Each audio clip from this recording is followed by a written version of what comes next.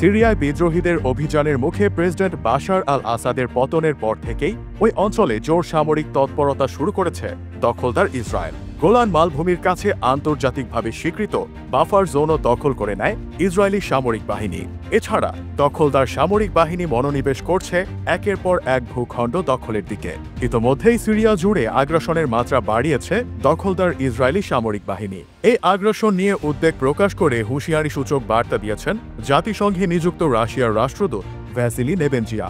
তিনি বলেছেন, সিরিয়ায় জায়নবাদী ইসরায়েলের বেআইনি কর্মকাণ্ড আরব এই দেশটির ভবিষ্যতের জন্য হুমকিস্বরূপ, আন্তর্জাতিক আইনের চরম লঙ্ঘন এবং এই অঞ্চলে তীব্র মানবিক সংকট সৃষ্টি করেছে। ৮ জানুয়ারি বুধবার জাতিসংঘ নিরাপত্তা পরিষদে দেয়া বক্তৃতায় এসব কথা বলেছেন ভ্যাসিলি নেবেনজিয়া। বৈঠকে নেবেনজিয়া বলেন, বাশার আসাদের পতনের পর জায়নবাদী ইসরায়েল সিরিয়ায় মোট ৫০০ বর্গ কিলোমিটার ভূখণ্ড দখল করে নিয়েছে। ইসরায়েলের কর্মকাণ্ড জাতিসংঘ নিরাপত্তা পরিষদ ও সাধারণ পরিষদে পাশ হওয়া বিভিন্ন প্রস্তাব সহ আন্তর্জাতিক সিদ্ধান্তের মারাত্মক লঙ্ঘন।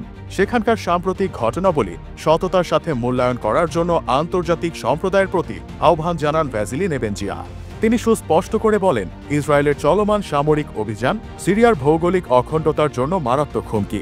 ইসরায়েল তার সামরিক পদক্ষেপের ফলাফলকে সফলতা হিসেবে উপস্থাপন করার চেষ্টা করছে বলেও মন্তব্য করেন রুশ রাষ্ট্রদূত। এদিকে সিরিয়ায় বাশার আল আসাদের রাজত্ব শেষ হয়েছে গত ৮ ডিসেম্বর। দেশটিতে বিদ্রোহীরা এখন নতুন সরকার গঠন করেছে। এই অবস্থায় দেশটির কুর্দি যোদ্ধাদের বিরুদ্ধে অভিযানের হুমকি দিয়েছে তুরস্ক। তুরস্ক সরাসরি সামরিক অভিযানের হুমকি দিয়ে বলেছে, বাশার আল আসাদের জামানা শেষ। এবার আঙ্কারার সমস্ত শর্ত মেনে বিদ্রোহ বন্ধ না হলে কুর্দি যোদ্ধাদের বিরুদ্ধে সেনা অভিযান চালাবে তুরস্ক।